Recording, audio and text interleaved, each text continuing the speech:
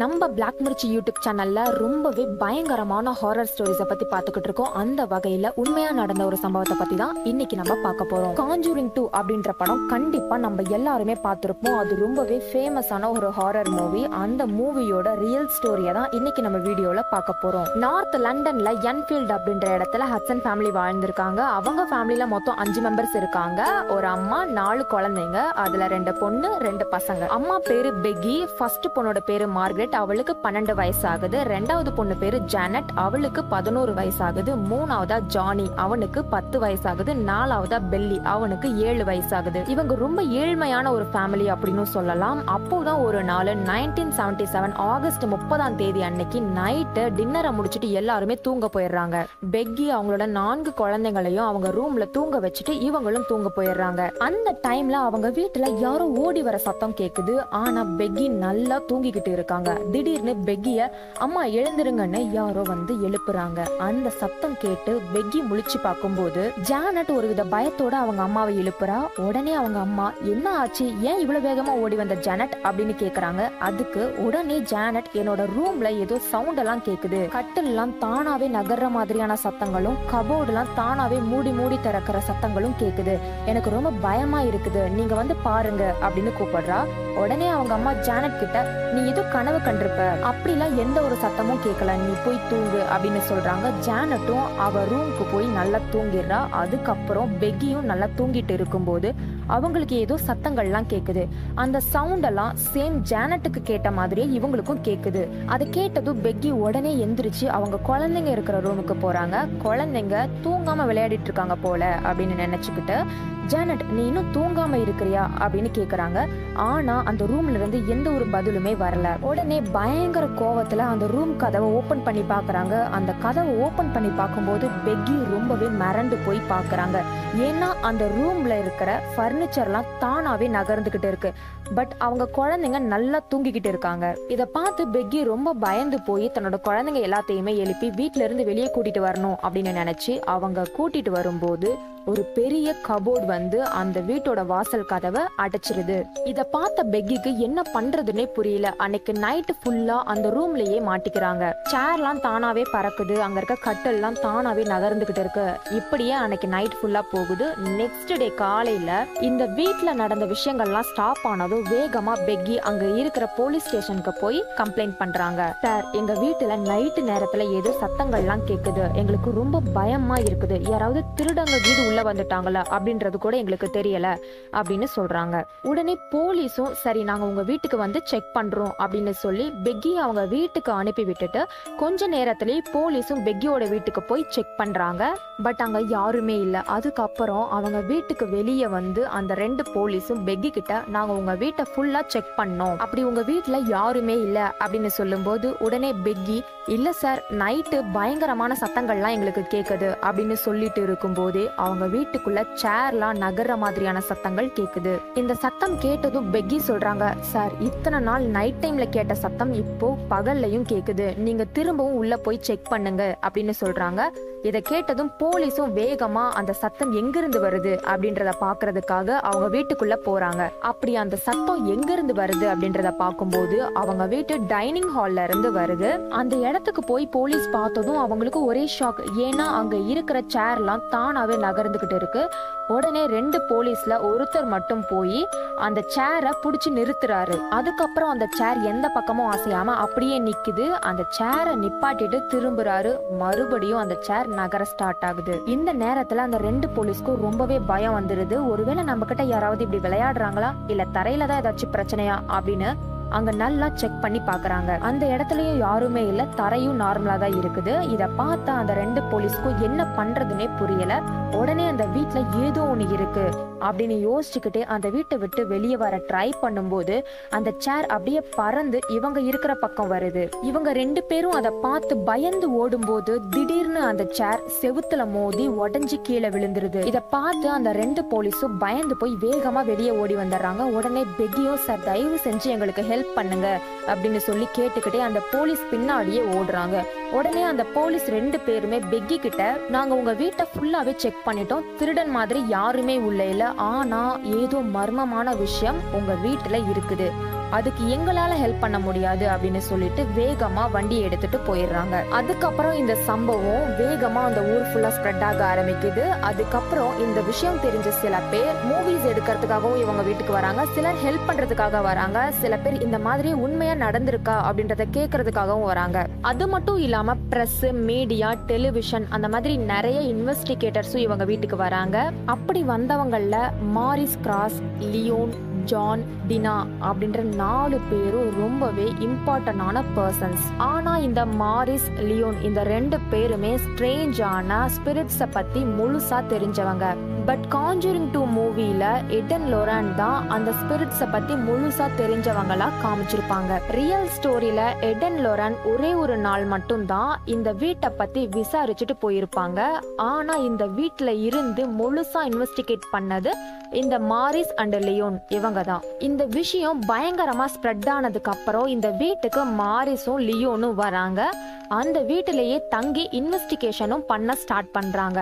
அந்த டைம்ல என்ன நடக்குதுன்னா, மாரிஸ் அந்த வீட்டுல ஒவ்வொரு ரூமா போய் செக் பண்றாரு. அந்த நேரத்துல அங்க இருக்கிற சேர், பர்னிச்சர் எல்லாம் தானாவே நகர ஆரம்பிக்கிறத பாக்குறாரு. சரி ஓகே அப்படின்னு அவர் காஃபி போட்டு குடிக்கிறதுக்காக கிச்சன் பக்கமா போகும்போது தானாவே கேஸ் ஆன் ஆகுது. அங்க இருக்கிற பாத்திரங்கள் எல்லாமே தானாவே கீழே விழுந்து உடையுது.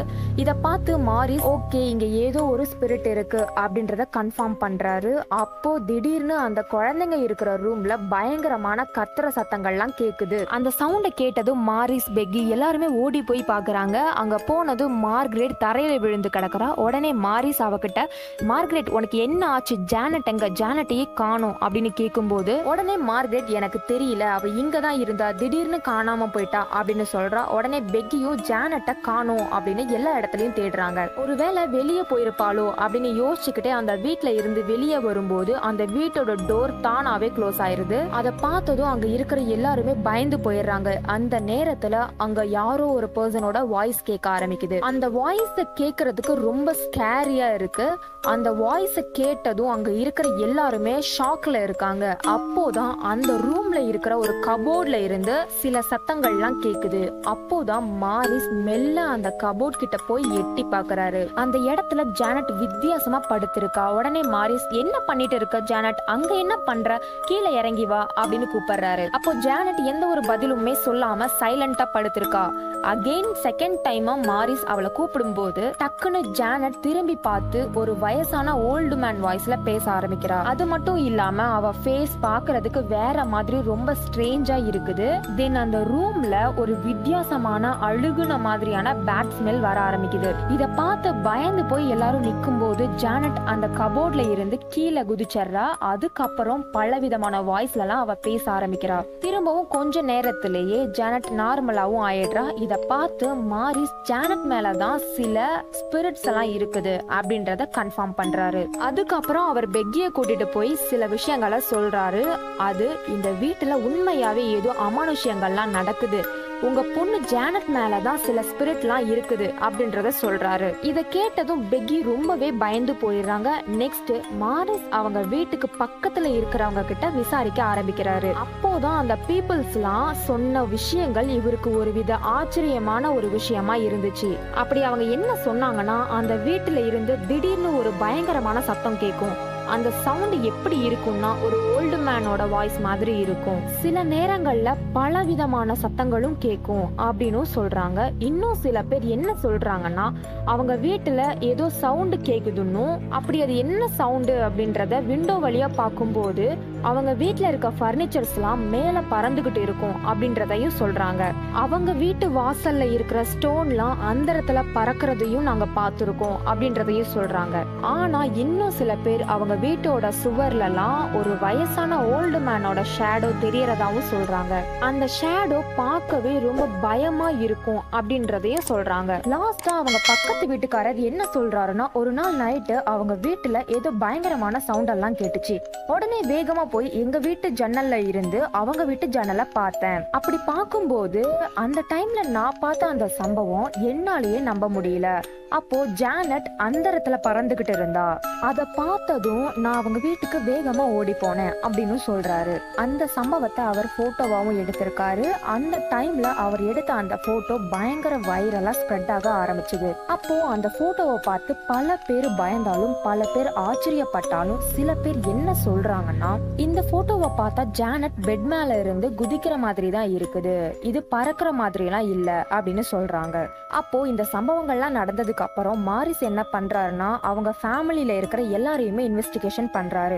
அப்போ முதல்ல ஜானட்டையும் மார்கரெட்டையும் இன்வெஸ்டிகேட் பண்ண ஸ்டார்ட் பண்றாரு. அப்போ அவர் என்ன கொஸ்டின் கேக்குறாருன்னா, இந்த மாதிரியான விஷயங்கள் இந்த வீட்ல எப்போ ஸ்டார்ட் ஆச்சு அப்படின்னு கேக்குறாரு. அப்போ மார்கரெட், நாங்க ஒரு நாள் இந்த வீட்டுல ஓஜா போர்டு வச்சு விளையாடிட்டு இருந்தோம், அதுக்கப்புறம் தான் இந்த வீட்டுல பல அமானுஷ்யமான விஷயங்கள்லாம் நடக்க ஆரம்பிச்சிச்சு அப்படின்னு சொல்றா. அப்போ மாரிஸ் ஜானட் கிட்ட எப்போல இருந்து உனக்கு ஸ்ட்ரேஞ்சான வாய்ஸஸ்லாம் கேட்க ஆரம்பிச்சது அப்படின்னு கேக்குறாரு. அப்போ மார்கரெட் சொல்றா, டிசம்பர் 12 அன்னைக்கு திடீர்னு ஜானட் ஓடி வந்து என்கிட்ட எனக்கு நிறைய பேர் பேசுற மாதிரியான டிஃப்ரெண்டான வாய்ஸ்லாம் கேக்குது அப்படின்னு சொன்னா. அப்போ நான் அதை நம்பல.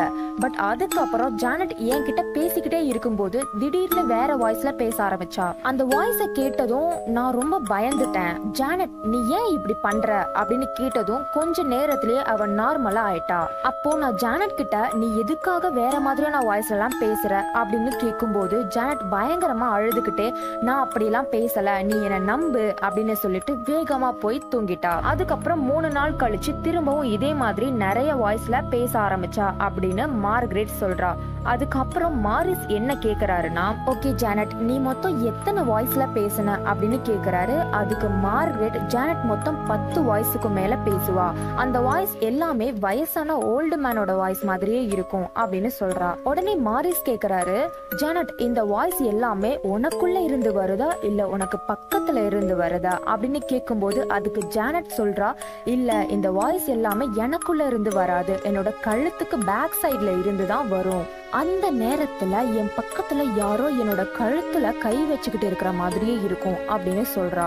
அது மட்டும் இல்லாம அந்த ரூம்ல என்னையும் மார்கரெட்டையும் தவிர இன்னும் யாரோ இருக்கிற மாதிரி எனக்கு ஃபீல் ஆகும் அப்படின்னு சொல்றா. இதை கேட்டதும் மாரிஸ் என்ன பண்றாருன்னா, ஓகே இப்போ இந்த ரூம்ல வேற யாராவது இருக்காங்களா அப்படின்னு கேக்குறாரு. அதுக்கு ஜானட், இப்போ இங்க யாருமே இல்ல அப்படின்னு சொல்றா. சரி, உன்னால இப்போ அந்த மாதிரியான வாய்ஸ்ல எல்லாம் பேச முடியுமா அப்படின்னு கேக்குறாரு. இல்ல, என்னால பேச முடியாது அப்படின்னு சொல்றா. கொஞ்ச நேரம் இவங்க இத பத்தி பேசிக்கிட்டே இருக்கும் போதே திடீர்னு ஜானட் பல வாய்ஸ்ல பேச ஆரம்பிக்கிறா. அப்படி பேசும்போது மாரிஸ் கேக்குறாரு, ஜானட், இப்போ இந்த ரூம்ல வேற யாராவது இருக்காங்களா அப்படின்னு. அதுக்கு ஜானட், ஆமா, இந்த ரூம்ல நம்மள தவிர இன்னும் ஒருத்தர் இருக்காரு அப்படின்னு சொல்றா. இதை கேட்டதும் மாரிஸ் ரொம்பவே பயந்து போயிடுறாரு. இந்த மாதிரி ஜானட் கண்டினியூவா 4 மணி நேரம் பேசிக்கிட்டே இருக்கிறா. அதுக்கப்புறம் ஜானட்டும் நார்மல் ஆயிடுறா. அதுக்கப்புறம் இந்த விஷயத்த மாரிஸ் என்ன பண்றாருன்னா, அங்க இருக்கிற இன்வெஸ்டிகேட்டர் கிட்ட சொல்றாரு. அதுக்கு அந்த இன்வெஸ்டிகேட்டர் என்ன சொல்றாருன்னா, ஜானட் நடிக்கிறா, அவளுக்கு எந்த ஒரு அமானுஷ நிகழ்வும் நடக்கல, அவ அந்த வீட்டை ஃபேமஸா ஆக்கணும் அப்படின்றதுக்காக இப்படி எல்லாம் பண்றா அப்படின்னு சொல்றாரு. இதை கேட்டதும் மாரிஸ் சொல்றாரு, கண்டிப்பா இல்ல, அந்த வீட்டுல உண்மையாவே ஏதோ ஒண்ணு இருக்குது அப்படின்னு. அதுக்கு அந்த இன்வெஸ்டிகேட்டர் என்ன சொல்றாருன்னா, ஒருவேளை அவ மிமிக்ரி ஆர்டிஸ்டா இருக்கணும், அதனாலதான் இப்படி பல வாய்ஸ்ல எல்லாம் பேசுறா அப்படின்னு சொல்றாரு. அதுக்கு மாரிஸ், கண்டிப்பா இல்ல, அவளோட ஃபுல் டீடைல்ஸும் எனக்கு தெரியும், அவளுக்கு மிமிக்ரியில இன்ட்ரெஸ்ட் கூட இல்ல, அவ அதுக்காக எந்த ஒரு கிளாஸும் போகல, அது மட்டும் இல்லாம அந்த வாய்ஸ்லாம் அவளுக்குள்ள இருந்து வராதுன்னு, அவளோட கழுத்து பேக் சைட்ல இருந்துதான் இந்த மாதிரியான வாய்ஸ்லாம் வருதுன்னு அவ சொல்றா. அப்படி ஜானட்டே இந்த மாதிரி பேசி இருந்தாலும் தொடர்ந்து 4 மணி நேரம் மாத்தி மாத்தி வேற வேற வாய்ஸ்ல பேசினா அவளோட த்ரோட் பவரே போயிருக்கும். ஆனா அவ தான் அப்படி பேசலையே, அவளோட த்ரோட் பவர் நல்லா தான் இருக்குது அப்படின்னு சொல்றாரு. அப்போ மாரிஸ் ஒரு முடிவுக்கு வராரு. சரி, நீங்க ஜானட்டை நம்பல, அப்படி இல்லைன்னா நீங்களும் வாங்க, நான் உங்க முன்னாடியே ஜானட்டை இன்வெஸ்டிகேஷன் பண்றேன், அப்போ அவ வாயில தண்ணிய வச்சிருக்க சொல்லலாம் அப்படின்னு முடிவு பண்றாங்க. அதே மாதிரி அன்னைக்கு அவங்க வீட்டுல இன்வெஸ்டிகேஷனும் நடக்குது. அப்போ ஜானட் அவளோட வாயில கொஞ்சம் தண்ணிய வச்சுக்கிறா. அப்போ மாரிஸ் நிறைய கொஸ்டின்ஸ ஜானட் கிட்ட கேக்குறாரு. அதுக்கு ஜானட்டால எந்த ஒரு பதிலுமே சொல்ல முடியல. கொஞ்ச நேரம் போக போக இந்த இன்வெஸ்டிகேட்டர் என்ன சொல்றாருன்னா, நான் தான் சொன்னல சொன்னல ஜானட் நடிக்கிறா, இதெல்லாம் நடக்கிற காரியமே இல்ல, ஜானட் உண்மையாவே நடிக்கிறா அப்படின்னு சொல்லிக்கிட்டே இருக்கும்போது திடீர்னு ஜானட் பல விதமான வாய்ஸ்ல எல்லாம் பேச ஆரம்பிக்கிறா. அப்படி வேற வாய்ஸ்ல பேசும்போது அந்த இன்வெஸ்டிகேட்டர் அவளோட வாயில தண்ணி இருக்கிறத கன்ஃபார்ம் பண்ணிக்கிறாரு. சோ தொடர்ந்து நிறைய ஸ்ட்ரேஞ்சான வாய்ஸ்ல பேச ஆரம்பிக்கிறா.